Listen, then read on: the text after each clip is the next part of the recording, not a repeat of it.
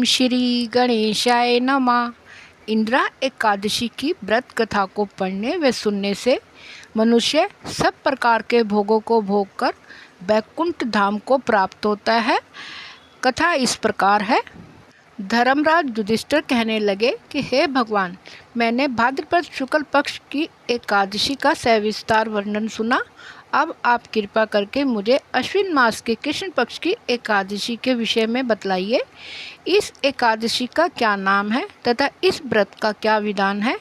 इस व्रत के करने से किस फल की प्राप्ति होती है। भगवान श्री कृष्ण कहने लगे कि अश्विन कृष्ण एकादशी का नाम इंदिरा एकादशी है। यह एकादशी पापों को नष्ट करने वाली तथा पितरों को अधोगति से मुक्ति देने वाली है।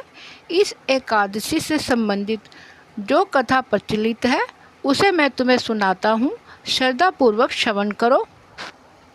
प्राचीन काल में सतयुग में एक महिष्मती नामक नगरी, जिस पर इंद्रसेन नाम का राजा राज्य करता था। वह राजा बड़ा दयालु और प्रतापी था, जिस कारण उसको किसी भी वस्तु की कमी नहीं थी। उसकी प्रजा भी बहुत सुखी पूर्वक जीवन व्यतीत कर रही थी। एक दिन राजा अपने दरबार में बैठा हुआ था तो उसी समय देव ऋषि नारद जी वहां आ पहुँचे। नारद जी को देखकर राजा अपने आसन से उठे और उनका भव्य स्वागत करके प्रणाम किया और उन्हें आसन ग्रहण करने को कहा। इसके बाद देव ऋषि नारद जी ने राजा इंद्रसेन से कहा कि हे राजन, आपके राज्य में सभी सुख भोग रहे हैं, प्रजा को किसी प्रकार का कोई कष्ट या दुख नहीं है। मैं आपकी इस उदारता को देखकर अति प्रसन्न हूँ।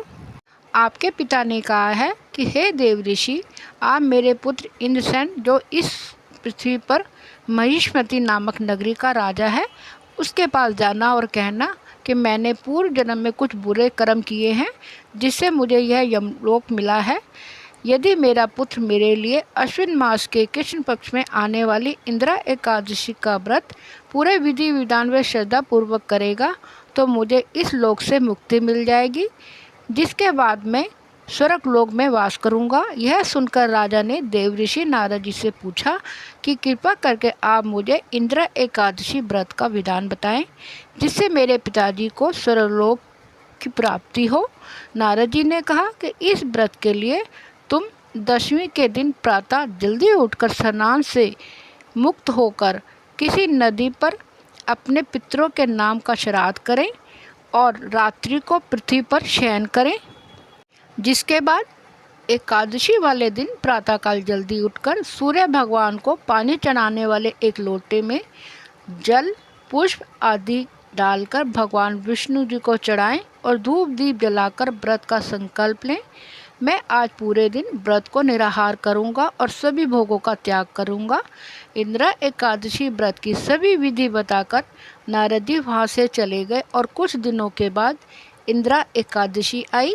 राजा ने इस एकादशी का व्रत किया और पूरे विधि विधान से पूजा अर्चना करी और अपने पिता के नाम का श्राद्ध किया तथा दूसरे दिन ब्राह्मणों को भोजन कराकर दान दक्षिणा देकर उन्हें विदा किया और उसके बाद स्वयं ने भोजन किया। राजा इंद्रसेन के इंदिरा एकादशी व्रत के प्रभाव से उसके पिता को यमलोक से मुक्ति मिल गई और वो सदा के लिए स्वर्गलोक को चले गए। हे युधिष्ठिर, यह इंदिरा एकादशी व्रत का महात्म्य मैंने तुमसे कहा, जिसके पढ़ने और सुनने से मनुष्य सब प्रकार के भोगों को भोग कर वैकुंठ धाम को प्राप्त करता है। ओम नमः शिवाय। हर हर महादेव।